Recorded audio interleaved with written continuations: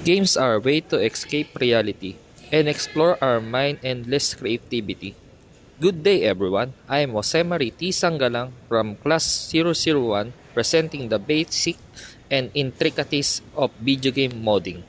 Today, we should able to define the video game modding, tackle its root history, enumerate its type, analyze its advantage and disadvantage, and access the challenge and legal acceptance of modding in the game industry.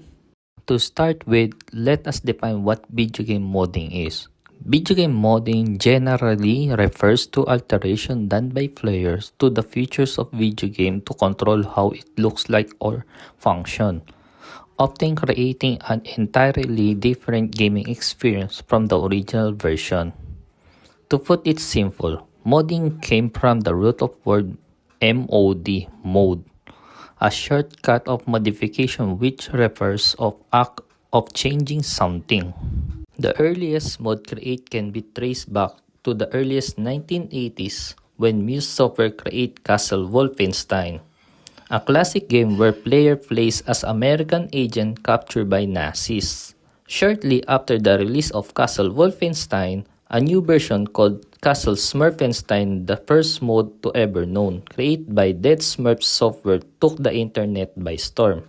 However, it was only decades later that the gaming industry recognized modders. In 1993, Doom was released. Its high modding accessibility was popularized globally and soon more versions of the game became available. As a gamer became more complex, so did mod. Today, modders remain integral parts of the game production and more tools and engines are available to encourage creativity, innovation among the players. There are two main types of modding. Soft modding refers to use of software and program to alter the game, while hard modding refers to use of hardware like mod chips and video cards. But how could modding benefits us? First, modding allows users to alter the gaming features, encouraging user creativity and innovation. It also allows customization, giving players the opportunity to personalize the game content to suit their individual needs and interests. Lastly, modding increases game replay value or longevity by adding new challenge to keep player engaged long after finishing the initial game. However, modding can also bring us harm.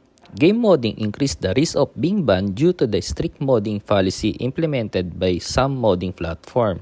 Too much mod can also cause game bugs and glitch, disrupting user peaceful gaming experience. And most of all, modding can change the overall outlook of the game, risking its future compatibility of updates. Now, is modding legally acceptable? Let's assess the challenge faced by modding community in the legal aspect. From then on, producers had been questioning the ethical and legal implication of modding. Since the modding generally means the reproduction and alteration of previous created games, copyright infringement has been the major concern for modders globally. Game developers hold copyright over the game codes and assets. Because of this, modders are at the risk of infringement as they remove, alter, and add additional gaming elements without prior authorization. Today, modders remain to be one of the most fundamental figures in the world of gaming production. Their innovative contribution in the gaming industry continue to strengthen the player based on the enhanced overall gaming experience of different game classics we know today. Again, thank you for listening and may you have productive day ahead.